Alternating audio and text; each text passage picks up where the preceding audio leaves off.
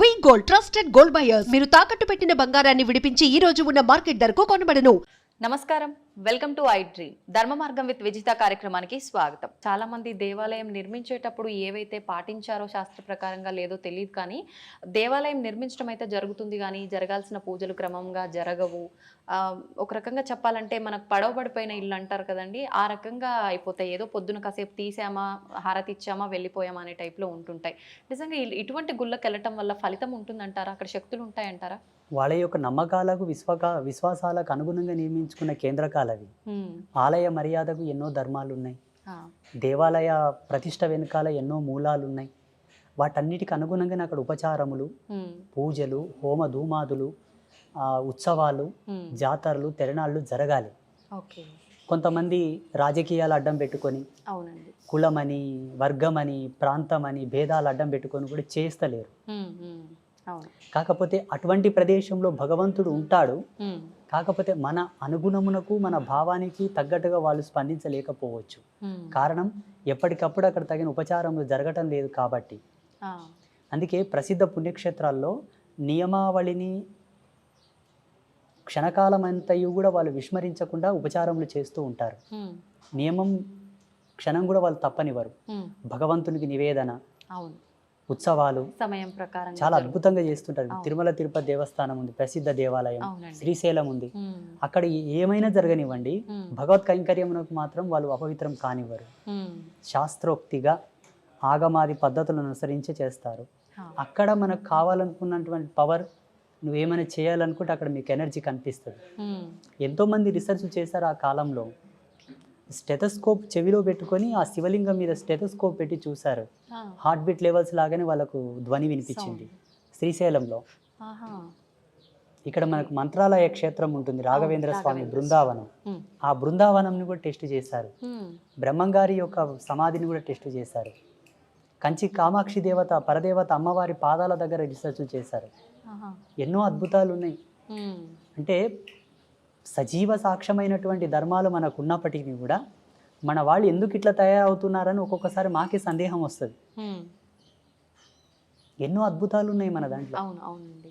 ఎందుకంటారు భగవంతుడు మరిపిస్తున్నాడు అంటారా ఇవన్నీ? మరి ఇవన్నీ చూసిన తర్వాత కూడా ఇప్పుడు ఒక శక్తి ఏదైనా జరిగిందని తెలియగానే అమ్మో భగవంతుడు ఉన్నాడు అని చెప్పి కొన్ని రోజులంతా హడావిడి చేస్తుంటారు. తర్వాత అన్నీ మర్చిపోయి నార్మల్గా ఏమీ లేదు, అంత ఒక మూఢనమ్మకం అని మళ్ళీ వాళ్ళే పక్కన పెట్టేస్తుంటారు. ఎందుకంటారు? పటిష్టమైన ధర్మాన్ని వాళ్ళు అవలంబింపలేదు కాబట్టి తాత్కాలికమైన సుఖాల వెంట పరిగెడుతున్నారు. అంటే స్వల్పకాలికమైన అనుభవాలు ఇచ్చేటటువంటి కేంద్రకాలకు వాళ్ళు వెళ్తున్నారు, చిన్న చిన్నటివి. అలా కాకుండా మనకు సనాతన ధర్మంలో చెప్పినటువంటి విలువలకు మనం ఎప్పుడు నిలబడగలిగితే, జ్ఞానాన్ని ఎప్పుడు ఎలా వాడుకోవాలో ఆ ధర్మమే మనకు బాట చూపుతూ ఉంటుంది.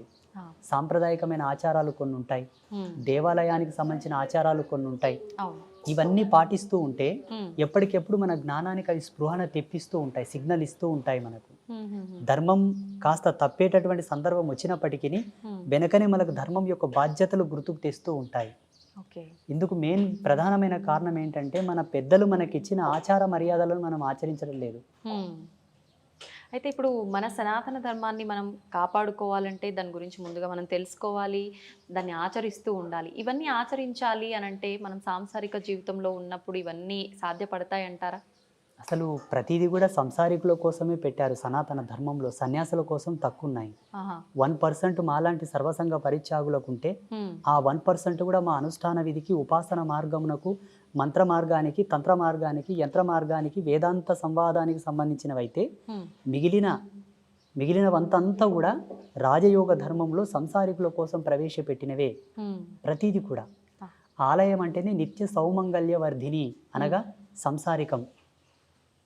ఆలయంలో రాజోపచార పూజలు జరుగుతాయి. అవి గృహస్థులకు సంబంధించిందే, సన్యాసులకు సంబంధించింది కాదు.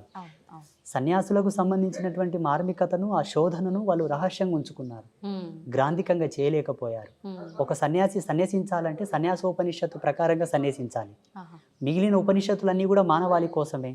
మానవాళి అంటే అంతయు సమూహం, సంఘ సమాజం కోసమే. అందులో అందరూ పెళ్లిళ్ళు చేసుకొని పిల్లలుగానే వాళ్ళే ఉన్నారు. అంత ధర్మమంతా వాళ్ళ కోసమే వడగట్టి ఇచ్చారు ఋషులందరూ. అంటే మనకు మన ధర్మాన్ని ఆచరిస్తూనే మనకు కొన్ని నియమాలు పెట్టి నియమాల ప్రకారంగా ఇవి ఆచరించవచ్చు అని చెప్పి అన్ని రకాల విధానాలు కూడా మనకు తెలియజేశారు. కానీ తెలియజేశారు. ప్రతి ఒక్కరు కూడా ఏంటంటే కొన్ని రకాల అమ్మో ఇన్ని నియమాలు పాటించాలా, ఇంత కఠినంగా ఉండాలా ఆధ్యాత్మికత అనగానే అని చెప్పి చాలా మంది దూరంగా ఉండే వాళ్ళు కూడా ఉన్నారు వీటి వల్లే. ఉండాలి. ఇప్పుడు చూడండి, మీకు ఒక ఎగ్జాంపుల్ చెప్తాను. నేను మొన్న హైదరాబాద్లో వీసా కన్సల్టెన్సీ వాళ్ళు నాకు అమెరికా వెళ్ళడానికి ఇంటర్వ్యూ కోసం పిలిచారు. లోపలికి వెళ్ళగానే వాళ్ళ ఫార్మాలిటీస్ వాళ్ళు చూస్తారు కదా, ఫైల్స్, పాస్పోర్ట్ అంతా చూసారు. ఆ చెకింగ్ ఉంటుంది అక్కడ. ఆ మెటల్ డిటెక్టివ్ పట్టుకొని చూస్తే ఇవి తీయమన్నారు, ఈ బేడీలు తీయమన్నారు, కాళ్ళకున్న బేడీలు తీయమన్నారు, మాలలు తీయమన్నారు, ఆ ట్రేలో పెట్టి స్కానర్లో వేయమన్నారు. నేను అన్నాను, సాంప్రదాయకంగా ఉంచుకున్నామండి, వీటిని తీయకూడదు అన్నాను. ఇదర్ ఓ సబ్ నై చల్తా, నికాల్కే రఖో వహా పర్. తీయాల్సి వచ్చింది. మరి ఓకే, అంటే వాళ్ళ ఫార్మాలిటీస్, వాళ్ళ నియమాలు వాళ్ళకు ఉంటాయి. అవునండి, మనం పాటించాలి, తప్పదు. అన్ని తీసి అందులో పెట్టి అక్కడ స్కాన్ అయిన తర్వాత ముందుకు వెళ్ళినాక మళ్ళీ ఇస్తే అన్ని తొడుక్కొని వెళ్ళాను, ఇంటర్వ్యూకి వెళ్ళాను, వీసా ఇంటర్వ్యూకి వెళ్ళాను. అక్కడ వాళ్ళ నియమాలు వాళ్ళకి ఎట్లున్నాయో, జీవధర్మ సిద్ధాంతం మీద మన ఋషులు కొన్ని కోట్ల సంవత్సరాల నుంచి రీసెర్చ్ చేశారు. ఒక వ్యక్తి ఒక సమస్య చేత పీడితుడు అవుతున్నాడంటే ఎందుకు పీడితుడు అవుతున్నాడు ఈయన, ఎందుకు వ్యాధిగ్రస్తుడు అవుతున్నాడు, ఎందుకు సంసారికంగా ఈ మెంటల్ స్ట్రెస్కు గురి అవుతున్నాడని చాలా లోతుగా ఆలోచన చేసి వాటికి అనుగుణమైనటువంటి సాంప్రదాయకమైన ఆచారాలను నిలబెట్టారు. దీన్ని పాటించండి, ఇది రాదు, దీన్ని పాటించండి, ఇది రాదు. మీరు స్వస్థత పొందుతే కాక మీ నుంచి వచ్చే సంతానం స్వస్థత పొందుతుంది, భావితరాలు చల్లగా ఉంటారు అని ఒక ఆచారాన్ని ప్రవేశపెట్టారు మన వాళ్ళు. మన మంచి కోసమే. వాళ్ళు తెలివి లేని వాళ్ళు కాదు, పని పాట లేని వాళ్ళు కూడా కాదు. మళ్ళీ సమాజ హితం కొరకు, సమాజ శ్రేష్టత్వం కొరకే వీటన్నిటిని దర్శించి తీసిచ్చి మనకిచ్చారు. ఇప్పుడు మనకు అవి కన్ఫ్యూజన్ అయిపోయినాయి. అవునండి, మనకు అంటే ఇప్పుడు రకరకాల స్వామీజీలు వస్తున్నారు, ఎవరు నిజమో ఎవరు అబద్ధమో తేల్చుకోలేని పరిస్థితుల్లో ఉన్నాము. ఒకరెవరైనా వచ్చి ఏదైనా చెప్పారు, అరే బాగుంది, నిజంగా నమ్మేటట్టుగా ఉంది, నిజం చెప్తున్నారని నమ్మి ఆచరిద్దాం అనుకునే లోపు ఇంకెవరో వచ్చి ఇంకో రకంగా చెప్తారు. అసలు ఇదంతా ఎందుకు, వదిలేసి మనకు తోచినట్టు మనం ఉందామనే పోకడ ఎక్కువైపోయింది స్వామీజీ. ఎగ్జాక్ట్లీ, మీరు చెప్పింది సత్యం, అక్షర సత్యం. దీంతో మేము ఏకీభవిస్తున్నాము. ఇక్కడ ప్రతి ఒక్కరూ గమనించవలసింది ప్రేక్షకులు ఏంటి అంటే, వారిలో సాంప్రదాయికత ఉండాలి. సాంప్రదాయ అనుసంధానంగా వాళ్ళ డ్రెస్ కోడ్ ఉందా లేదా, ఫస్ట్ పాయింట్. సాంప్రదాయ అనుసంధానంగా తిలకధారణ ఉన్నదా లేదా, సాంప్రదాయక అనుసంధానంగా వాళ్ళు మాలాధారణ, మెల్లో మాలలు, బొట్టు, కట్టు, వాళ్ళ మాట తీరు, వాళ్ళు కొలిచే దేవత, ఆ దేవతలు ఉగ్రదేవతల, శాంతమూర్తుల, క్షుద్రదేవతల, కొత్త కొత్త దేవతలను ఎవరైనా తెచ్చిపెట్టారా, ఇవన్నీ చూసి శాస్త్రీయంగా, ఆధ్యాత్మిక శాస్త్రీయంగా అక్కడ మా వాళ్ళు చెప్పే దేవతలు అక్కడ ఉంటే మీరు వాళ్ళని ఫాలోఅప్ చేయొచ్చు. వాళ్ళ యొక్క వేషధారణ అనుకోండి, కట్టుబొట్టు, ఆచార మర్యాదలు అనుకోండి, శాస్త్రంలో లిఖించినవై ఆ ముందు తరాల్లో ఎవరైనా గురువులు చెప్పి ఉన్నవైతే మీరు వాళ్ళని విశ్వసించవచ్చు. విభిన్నమైనటువంటి భావాలతో కొత్త కొత్తగా కొన్ని ఏర్పాటు చేసే వాళ్ళు వస్తుంటారు కదా, దయచేసి వాళ్ళని నమ్మొద్దు, వాళ్ళని నమ్మొద్దు. మీరు పుణ్యము పొందరు, పురుషార్థము పొందరు, టైం వేస్ట్ అవుతుంది తప్పిస్తే ఆధ్యాత్మికంగా మీరు ఏ రిజల్ట్ సాధించరు. ఇవి ప్రధానమైనటువంటి గుర్తులు. నేను ప్రతి ఒక్కరికి అదే చెప్తుంటాను. స్పిరిచువల్గా మీరు గ్రోత్ అవ్వాలి, డెవలప్ అవ్వాలనుకుంటే మన ఋషులు ఇచ్చినటువంటి పరంపరను మీరు ఫాలోఅప్ చేయండి.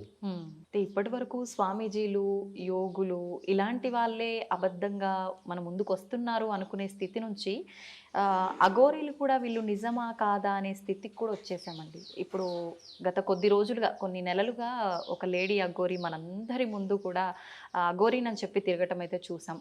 ఇప్పటి వరకు జనాలందరిలో అఘోరీ అనంటే వాళ్ళు ఎక్కువగా జనాల మధ్యలోకి రారు, ఏదైనా అవసరం కొద్ది కుంభమేళాలు అలాంటి వాటికి సంబంధించిన వాటికి మాత్రమే వస్తారు.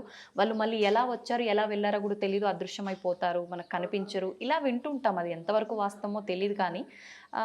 కానీ తను వచ్చిన తర్వాత అన్ని మీడియా ఛానళ్ళకి వీడియోస్ ఇవ్వటము, మరి తను ఇష్టంగా ఇచ్చిందా, మీడియా బలవంతం చేస్తే ఇచ్చిందా, ఇదంతా భగవంతుడికే తెలియాలి. కానీ రకరకాలుగా హడావిడి అయితే జరిగిపోయిందండి.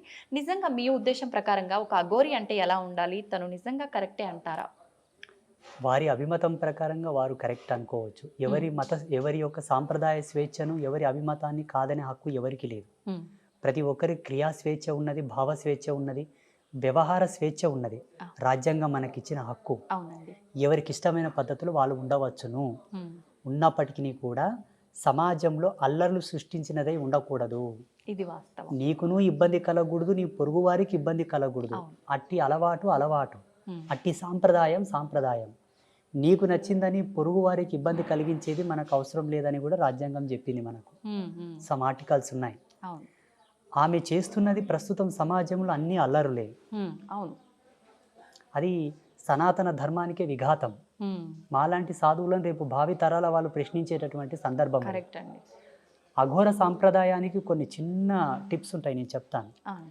ఒక యువకుడు కానీ ఒక యువతి కానీ అఘోరిగా వాళ్ళు దీక్ష తీసుకున్నప్పటి నుంచి వాళ్ళు శివైక్యం చెందే వరకు ఈ గోర్లు కత్తిరించకూడదు, వెంట్రుకలు కత్తిరించకూడదు, శరీరంలో ఎక్కడ కూడా నో సేవింగ్. శివ ఐక్యం అంటే వాళ్ళ సాధన కంప్లీట్ అయ్యే వరకు, మరణాంతరం వరకు, ఓ శివుడిలో ఐక్యమయ్యే వరకు. వాళ్ళు ఎక్కువ రుద్రాంశ సంభూతులుగా విరాజిల్లుతూ ఉంటారు కాబట్టి అవును. ఆ కాలరుద్రుల్లో వాళ్ళు కలిసిపోయేంత వరకు గోర్లు తీయరు, గోర్లు కట్ చేయకూడదు, షేవింగ్ లాంటివి చేసుకోకూడదు, జటాజూటం వదిలిపెట్టాలి, అసలు స్నానం చేయకూడదు, మేలు నీళ్లతో శరీరాన్ని తడపరు ఒక్క కుంభమేళ సమయమునందు తప్ప.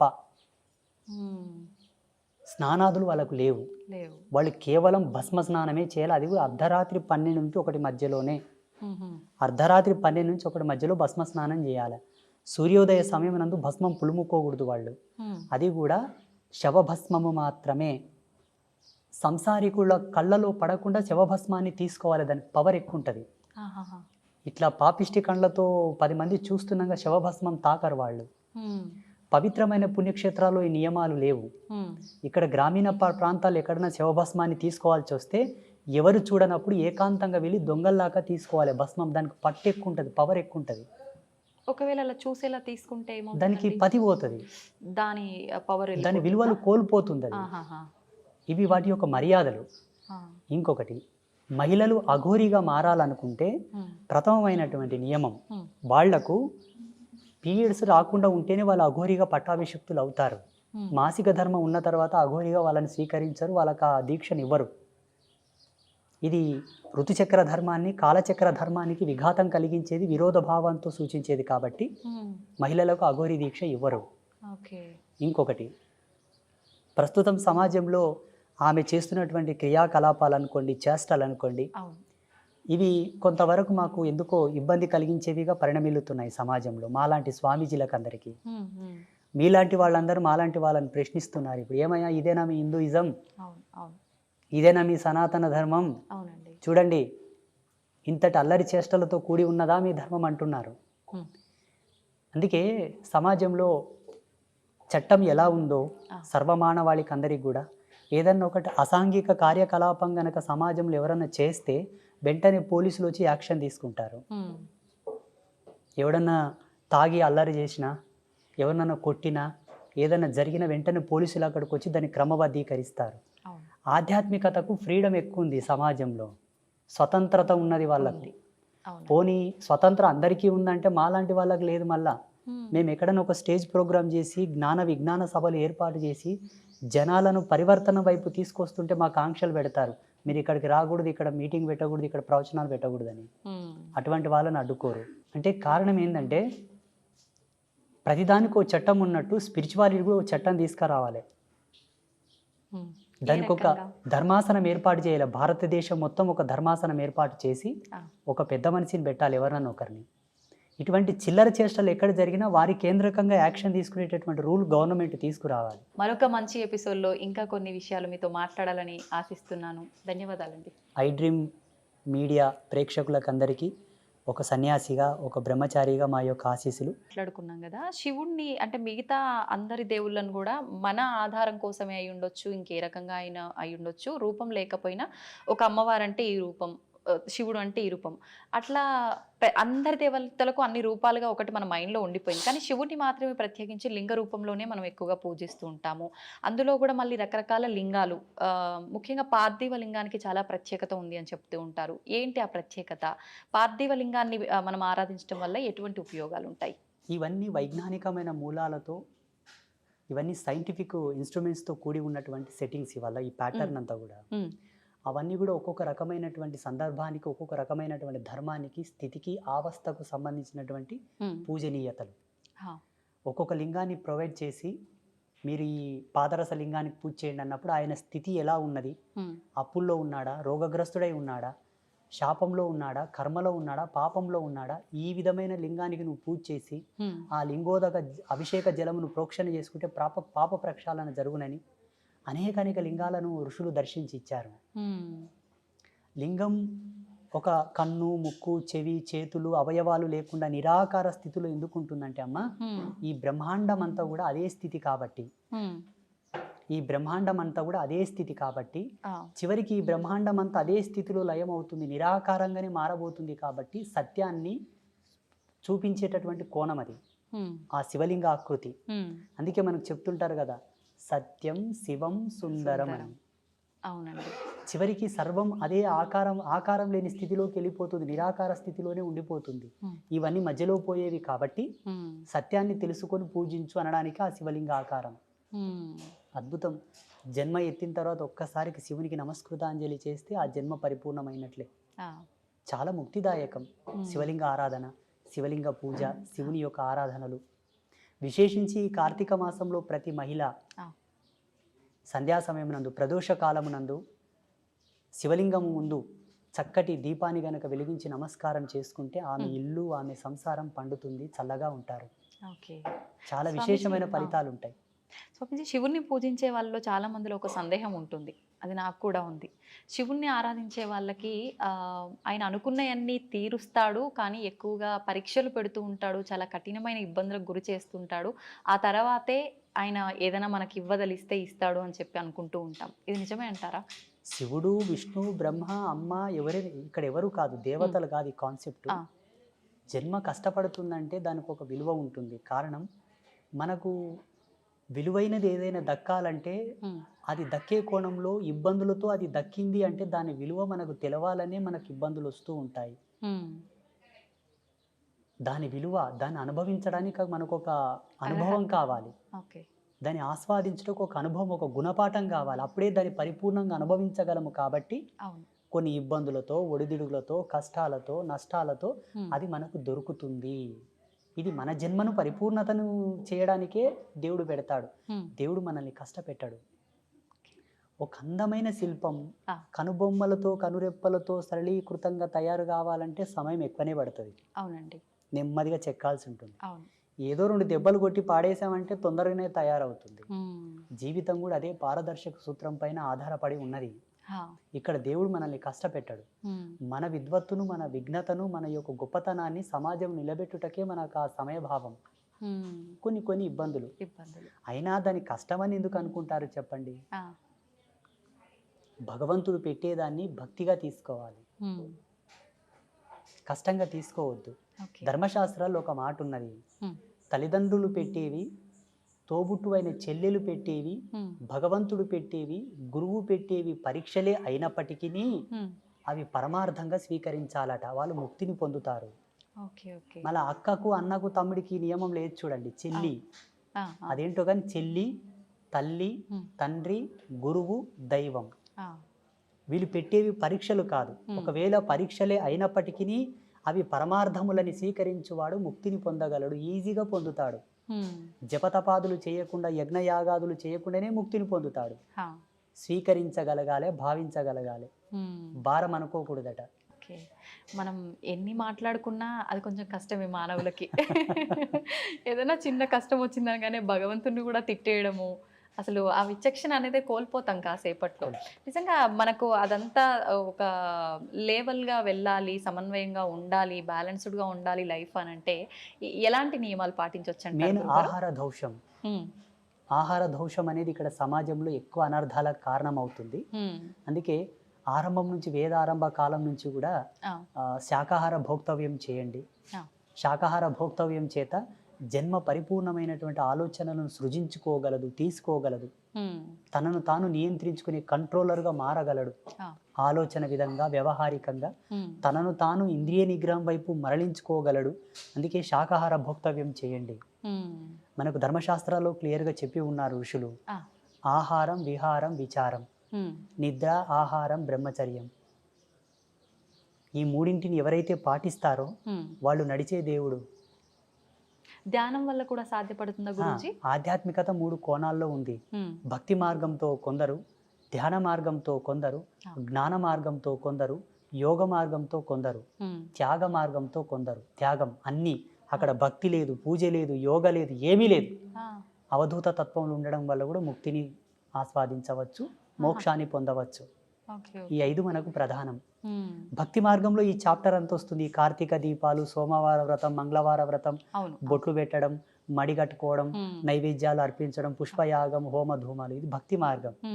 జ్ఞాన మార్గం అంటారా, భగవంతుడే సత్యమని ఎరంగి ఆయన యొక్క పారాయణలు చేయుట, ఆయన మంత్రోచ్చరణ చేయుట, ఆయన యొక్క కీర్తనలు పాడుట, ఆ కీర్తనల చేత భక్తిని ప్రచారం చేయుట, ఇది జ్ఞాన మార్గం. అయితే ఇప్పుడు ఈ ధ్యానం చేయడం అనేది, ఏకాగ్రత అనేది అందరికీ కరెక్ట్గా సరిపడదు. చాలా రకాల ఇంకా పిచ్చి పిచ్చి ఆలోచనలు వచ్చి ఇంకా వద్దు అని కూడా ఒక వైరాగ్యానికి వెళ్ళిపోతుంటారని అంటుంటారు.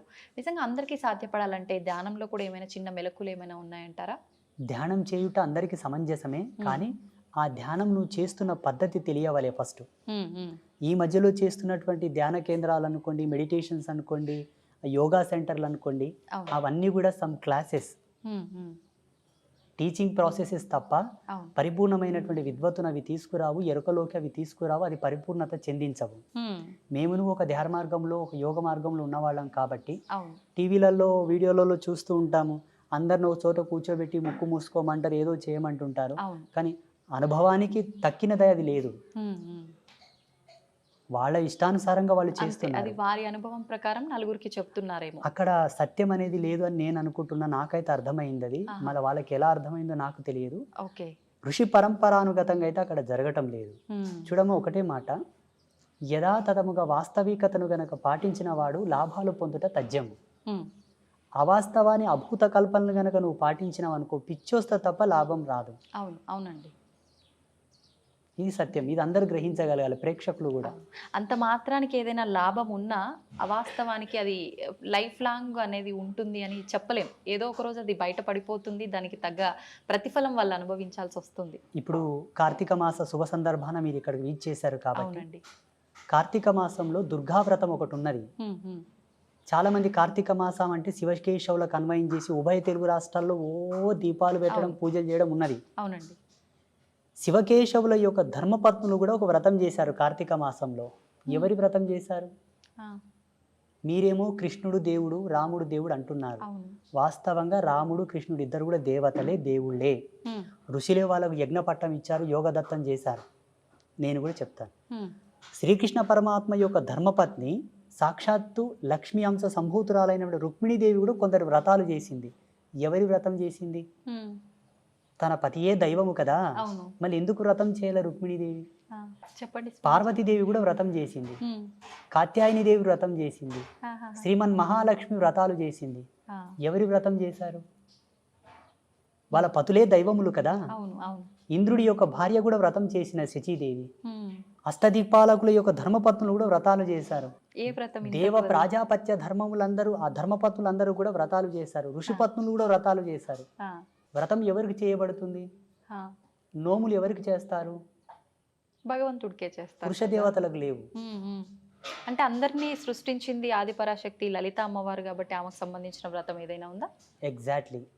అస్తు అస్తుమే సదాశివో అస్తు, ఇది సత్యం. కానీ ఎక్కడ చేస్తున్నారు ఇప్పుడు?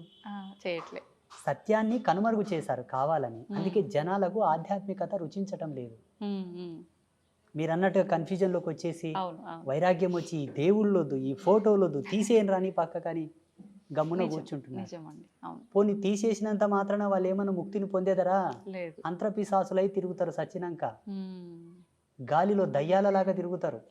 ఎన్ని పిండ ప్రదానాలు చేసినా, ఎన్ని శ్రద్ధా తర్పణాలు చేసినా, ఎన్ని దాన సంస్కారాలు చేసినా వాళ్ళ ఆత్మలకు మోక్షం రాదు, రిజర్వేషన్ రాదు, తిరుగుతూనే ఉంటారు. అది మరీ దుర్భర్మం, మరి ఘోరం. అది ఇదన్నా బాగుంది కానీ అది భయానకం. అది భయానకం. అయితే స్వామీజీ, చాలా మంది ఇప్పుడు ఈ సాధన, ధ్యానము ఇలాంటివి చేయడం వల్ల హిమాలయ ప్రాంతాల్లో కొన్ని వందల సంవత్సరాలు కూడా జీవంతో ఉన్న ఋషులు, సాధువులు ఇలాంటి వాళ్ళు ఉన్నారని చెప్తుంటారు కదా. నిజంగా అంత సాధ్యపడుతుందంటారా వీటి వల్ల? 100%. రేపు జనవరి నెల చివరిలో కుంభమేళ స్టార్ట్ అవుతుంది. మీరు దయచేసి మీ ఐ డ్రీమ్ మీడియా వాళ్ళు వెళ్ళండి, లేదంటే నాకు అక్కడ కలవండి, నేను కలుస్తాను. మీకు ఎంతమందిని కావాలో అంతమందిని పరిచయం చేస్తా, వాళ్ళతో రిక్వెస్ట్ చేస్తాను, మీతో మాట్లాడిస్తాను, ఎన్నేళ్ళు బతికినావు చెప్పప్ప అని చెప్తా. ఇప్పుడు మాలాంటి వాళ్ళు చెప్తే కొంతమంది కామెంట్లు పెడుతున్నారు, ఏ ఇంకో పిచ్చోడు ఉన్నాడు, వీడు ఎట్లా బతుకుతారో నాయన, ఇది సైన్స్కే విరోధం కదా అంటున్నారు. నీ సైన్స్ కంతు చిక్కని మిస్టీరియస్ చాలా ఉన్నాయి. గీజా పిరమిడ్ మీద ఇంతవరకు ఏ సైంటిస్టు రీసెర్చ్ చేయలేదు. ఔరంగాబాద్లో ఉన్న కైలాస టెంపుల్ మీద ఏ సైంటిస్టు రీసెర్చ్ చేసి రికార్డ్ ఇవ్వలేదు. వీటి గురించి మీకెందుకయ్యా? మీకేమైనా ఆధ్యాత్మికంగా పట్టున్నదా? సాధన మర్మములు తెలుసా మీకు? యోగ మూలాలు తెలుసా మీకు? ఒక తాబేలు కానీ చేప కానీ నీళ్ళల్లో గంటల కొద్దీ ఉండగలదు. నువ్వు ఉండగలవా? లేదు. దాని శారీరక నిర్మాణ స్థితి, దాని శైలి, దాని జీవన విధానం అది అవలంబించుకుంటున్నది. యోగ మార్గంలో కొన్ని మెలకువలు ఉన్నవయ్యా, వాటితో వాళ్ళు శరీరాన్ని అట్లా మలుచుకొని బ్రతుకుతున్నారు, లక్షల సంవత్సరాలు బ్రతుకుతున్నారు. అవి సామాన్యులకు కూడా సాధ్యపడతాయంటారా? అలా జీవించగలగాలి. శరీరాన్ని ఎన్నో వ్యయప్రయాసాలకు ఒడిదుడుగులకు ఓడ్చుకొని శరీరాన్ని క్రమబద్ధీకరించి బెండ్ చేయాలి, మడచాలి దాన్ని. చాలా రిస్క్తో కూడుకున్నది. చాలా. మీకు లైవ్లో ఇప్పుడు మీరు చాలా రేర్గా నాకు పరిచయం అయ్యారంటే ఈ మధ్యలో పరిచయం అయ్యారు. ఇక్కడ సమీపంలో యానగుంది క్షేత్రం ఉంటుంది, మాణికేశ్వరి మాత. అమ్మ 82 సంవత్సరాలు నిరాహార యోగినిగా ఉండే మొన్నటి వరకు. 2 సంవత్సరాలు అయింది అమ్మ శివైక్యం చెంది, అంటే జీవ సమాధి అయింది. మొన్నటి వరకు అమ్మవారు చెప్పింది, నేను ఈ కలియుగంను వీడిపోతున్నాను, కలియుగంకు ఒక మహమ్మారి వస్తుంది చూడని. అమ్మవారి సమాధి చెందిన వారంకే కరోనా ప్రవేశించింది భారతదేశంలో. ఇంతకంటే లైవ్ సాక్ష్యం ఏం కావాలి? ఆమెకు తెలుసు కదా ఈ మహమ్మారి వస్తుందని. అమ్మ ఇంకొక మాట కూడా అన్నది, ఏంటండి? ఊరుకో పతివ్రత ఉంటే ఊరు పొలిమేరకు ఏ విఘాతం జరగదట ఆ పతివ్రత ధర్మంతో. ఊళ్ళో ఒక సాధువు ఉంటే ఆ ఊరికి ఏ విధమైన అనర్థాలు జరగవట. అలాగే ఈ భారతీయ భౌగోళిక స్థితికి మాలాంటి తాపసులు అడ్డున్నారా, అందుకే మహమ్మారులు ప్రవేశించటం లేదు. నేను వెళుతున్నాను, వస్తుంది మహమ్మారి, దీన్ని ఆపగలిగినటువంటి యోగకర్తం ఏదైనా చేయండి అన్నది అమ్మవారు. వాస్తవంగా అమ్మవారు పోయినమ్మనే భారతదేశంకి కరోనా వచ్చింది. అంతకన్నా ముందు వేరే దేశాల్లో నా తాండవం ఆడింది మొత్తం. అమ్మవారు చెప్పిన వాక్కును అనుసరించి మన పీఠంలో గోమాత కళ్యాణం చేసి లోక కళ్యాణానికి ధారపోసాం ఆ యజ్ఞశక్తిని. మళ్ళీ కరోనా వెళ్ళిపోయింది. ఈమె పిచ్చిగా అనిపించవచ్చు, కానీ ఈ స్పిరిచువాలిటీ డిపార్ట్మెంట్ అంతా కూడా నేచర్ కంట్రోలర్ సిస్టమ్స్ ఇవన్నీ. ప్రకృతిని మేము కంట్రోల్ చేస్తాం, మీకు చేత కాదు. మిమ్మల్ని ప్రకృతి కంట్రోల్ చేస్తుంది, ఇంతే తేడా. స్వామీజీ, ఇలా అంటే ముందే ఏదైనా జరగబోతుంది అంటే ఇప్పుడు ఆ మాతాజీ గారు చెప్పినట్టు కొన్ని చెప్తూ ఉంటారు, నిజంగా జరిగినవి కూడా చూస్తుంటాము.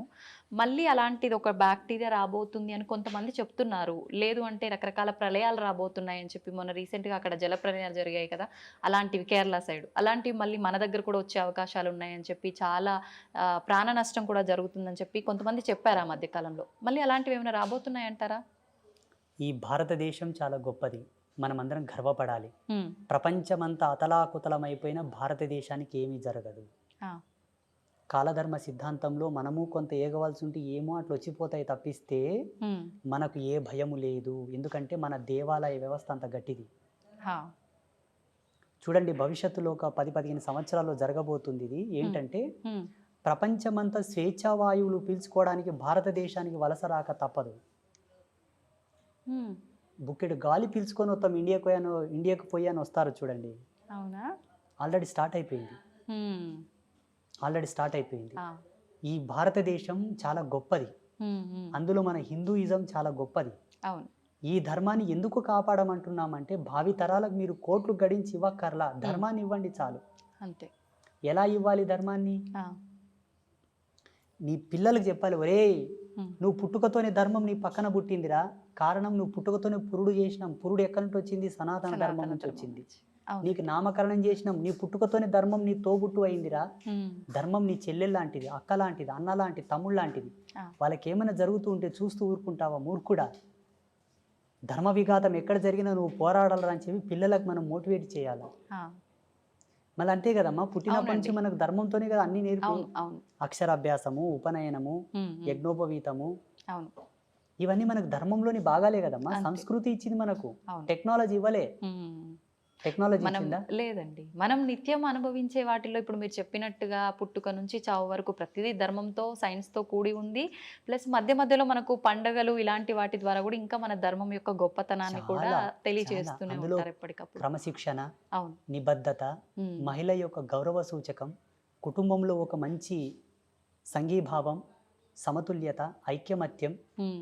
మంచి సోదరభావం నెలకొనడానికి కూడా మన సంస్కృతులు, మన పండుగలు పెట్టారు మన వాళ్ళు. అవును. అవును. ఎప్పటికప్పుడు బూజు దులుపుకొని ఇల్లంతా తోరణాలు కట్టుకొని హ్మ్. ప్రాణవాయువుని ప్రజ్వరిలింపజేసుకోవాలని చెప్పి పిండి వంటలు, హా. ఆరోగ్యంలో కూడా పలు మార్పులు రావచ్చు అని చెప్పేసి ఆహార పదార్థాలు భోక్తవ్యం చేయడం ద్వారా హ్మ్. జెనెటిక్ రిఫార్మింగ్ కూడా నెగిటివ్ కాకుండా పాజిటివ్ ఉండడానికి హ్మ్. ప్రతిదీ ప్రతిదీ ప్రతిదీ పరమార్థం, ప్రతిదీ అద్భుతం, ప్రతిదీ ఒక అమోఘం మన దాంట్లో. ఏది కూడా వేస్టేజ్ లేదు మన సనాతన ధర్మంలో. అవును. అవును. మేధావులేమో ఇదంతా మూఢనమ్మకం అంటారు, పిచ్చి. హ్మ్. అవును. మూఢనమ్మకం అసలు దేవుడే వాళ్ళ లేడు. పిచ్చి, హ్మ్. వాళ్ళు ఇంకా ఎల్కేజీ స్టడీలో ఉన్నారు వాళ్ళు. ఆ, నా దృష్టిలో వాళ్ళు చిన్నపిల్లలు. నా దృష్టిలో, నా భావనలో మూఢనమ్మకం అనడానికి సనాతన ధర్మంలో ఏమీ లేదమ్మా. నిమ్మకాయ తీసేసినా కూడా అది నమ్మకమే, ఒక విశ్వాసం. దాంట్లో విఘ్నత ఉన్నది, విజ్ఞానం ఉన్నది. హా. నిమ్మకాయలు తీసేయడం, గుమ్మడికాయలు దిష్టి తీయడంలో కూడా అవును. అవును. విజ్ఞాన ఫార్ములాస్ నేను చూపిస్తా. హ్మ్. రమ్మని నాతోనికి ఏ జన విజ్ఞాన వేదిక పెద్ద మనిషి వస్తాడు, హా. మీరు రీసెర్చ్ చేయలేదు దాని మీద. ఇప్పుడు భగవంతుడు ఉన్నాడు అనంటే ఖచ్చితంగా దుష్ట శక్తులు కూడా ఉన్నాయని చెప్పి అంటుంటారు. ఉన్నట్టేనండి? లైవ్లో ఉన్నాయి, ఇప్పుడు మన పక్కలో కూడా ఉన్నాయి కొన్ని. అవునా? ఆ, మీకు కనిపిస్తాయా? మన కెమెరా పిక్సెల్ తక్కువ ఉంది, లేకపోతే రికార్డ్ అవుతుండే. హ్మ్. ఆ, ఓకే. ఒక టోనోమీటర్ తీసుకురావాల్సింది మీరు, దాని సౌండ్స్ మీరు వినేవాళ్ళు ఇప్పుడు. ఆ, ఆ, ఓకే. భయం వేస్తుందండి. ఏం భయపడాల్సిన అవసరం లేదు. సాధువుని చూస్తే యమభటులే బెదురుకుంటారు. హ్మ్. అవేం చేస్తాయి మనల్ని? ఆ, మీరు అడిగారు కాబట్టి ఉన్నాయి, ఎప్పటికెప్పుడు ఉంటూ ఉంటాయి. ఆహా. భయపడాల్సిన అవసరం లేదు. ఓకే. ఒక సువాసిని హ్మ్. సాంప్రదాయకమైనటువంటి కుంకుమను ధరిస్తే భూత ప్రేతములు ఆమెకు దండం పెట్టి పోతాయట. ఆహా. సాంప్రదాయకమైన కుంకుమ అంటే ఇప్పుడు బల్కంపేట ఎల్లమ్మ ఉన్నది, అవునండి. అమ్మ పాదాల కాడే కుంకుమ నెలకో 2 నెలలకు వెళ్ళి ఇంట్లో స్టోర్ చేసుకోవాలి. హ్మ్. హ్మ్. మీరు డ్యూటీకి వెళ్ళేటప్పుడు ఇంత నష్టం తగిలించుకొని పోతే దిష్టి బారదు, హ్మ్. దిష్టి బారదు. ఇప్పుడు వాళ్ళే అనుకోండి, మీ మీద కొంత మీరు మంచిగా అందంగా తయారై వస్తే కొంత ఏదో జలసీగా ఫీల్ అయిపోతుంటారు అవును. అనుకోండి, ఆ దిష్టి మీకు వారదు. ఆ కుంకుమలో ఉన్న ఎనర్జీ దాన్ని అక్కడనే పంపిస్తుంది. హ్మ్. నా భక్తురాలు అక్కడనే పో అంటది సీదా. ఆ, మన బదులు అమ్మవారే ఫైట్ ఆ, చేస్తుంది. సాంప్రదాయకమైన తిలకధారణ అంటే ఇదే. హ్మ్. హ్మ్. కెమికల్తో కూడిన కుంకుమలు పెట్టుకుంటే రాదు మళ్ళా. ఆహా. భగవత్ ప్రసాదితమైనటువంటి, భగవత్ ప్రాదాంకితమైనటువంటిది ఏది ధరించినను మనకు ఈ దయ్యాలతోటి, దుష్టశక్తులతో ఎటువంటి భయం లేదు. మరొక మంచి ఎపిసోడ్లో ఇంకా కొన్ని విషయాలు మీతో మాట్లాడాలని ఆశిస్తున్నాను. ధన్యవాదాలండి. ఐ డ్రీమ్ మీడియా ప్రేక్షకులకందరికీ ఒక సన్యాసిగా, ఒక బ్రహ్మచారిగా మా యొక్క ఆశీస్సులు.